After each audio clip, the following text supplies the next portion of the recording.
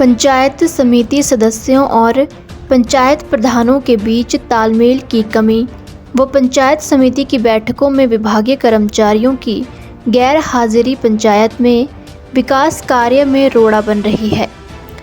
यह हम नहीं कह रहे बल्कि यह कहना है पंचायत समिति नूरपुर के सदस्यों का। पंचायत समिति नूरपुर की त्रैमासिक बैठक में भी इसको लेकर सदस्यों ने रोष जताया। सदस्यों का कहना है कि समिति बजट तो पहले से बेहतर हुआ है, लेकिन पंचायत समिति सदस्य को काम करवाने की आज़ादी नहीं है। काम को लेकर पंचायत समिति सदस्य को सही प्रकार से सूचना भी नहीं मिल पाती है। वित्तीय पावर पंचायत प्रधान के पास होने के चलते पंचायत समिति सदस्य इंतज़ार के सिवा कुछ नहीं कर सकते हैं।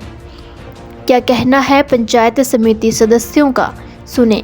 आज हमारी त्रैमासिक मीटिंग थी और इसमें तो यही रहता है कि जो 3 मास के जो कार्यकाल का ब्यौरा और जो आगे का आपका होता है बजट के उसके संबंधित जो सारी चीज़ों पे चर्चा होती है, तो उसी विषय में आज हमारी चर्चा थी।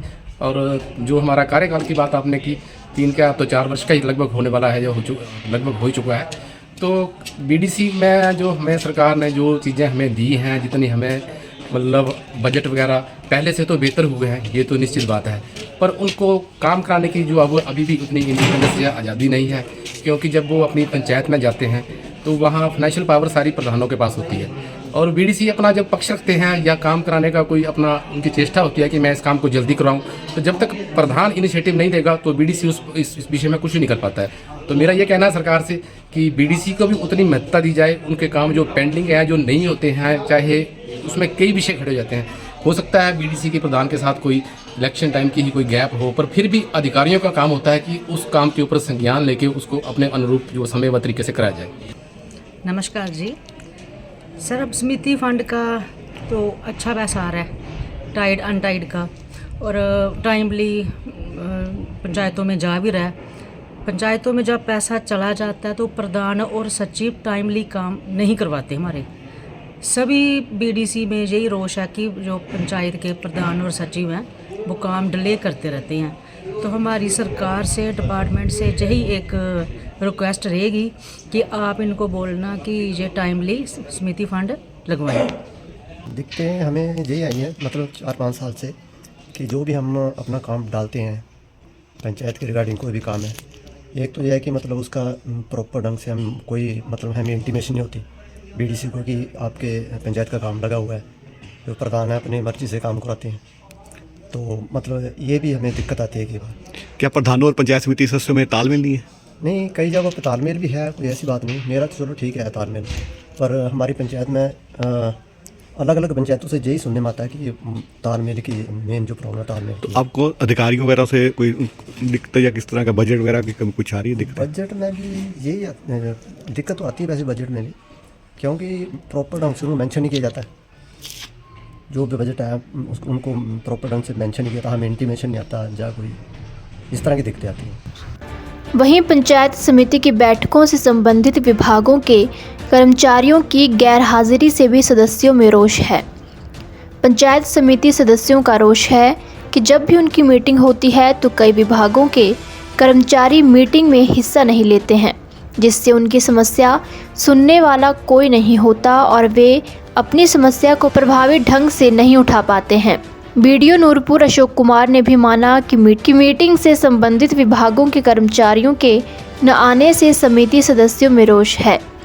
समिति सदस्यों और पंचायत प्रधानों के बीच तालमेल को लेकर उन्होंने कहा कि शीघ्र ही पंचायत प्रधानों, पंचायत सेक्रेटरी और समिति सदस्यों में तालमेल मिलाकर कार्यों को शीघ्र करवाने का प्रयास करेंगे।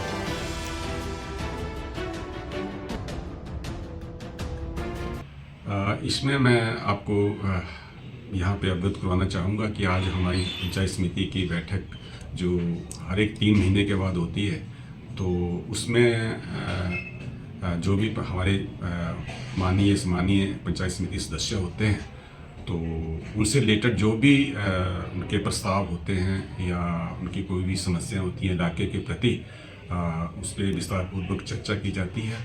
और इस बैठक में हमारा जो त्रैमासिक आय व्यय होता है, हमें कितनी इनकम हुई, हमें कितना एक्सपेंडिचर हुआ, वो सारी चर्चा माननीय जितने भी सदस्य होते हैं उनके सामने रखते हैं। और फिर जो हाउस डिसाइड करता है उसके अनुरूप हम आगे का कार्य करते हैं। इसके मैं ये भी अवगत करवाना चाहूँगा कि इसमें जितने भी विभाग होते हैं उनको भी इंटीमेशन दी जाती है कि वो अपने अपने विभाग से संबंधित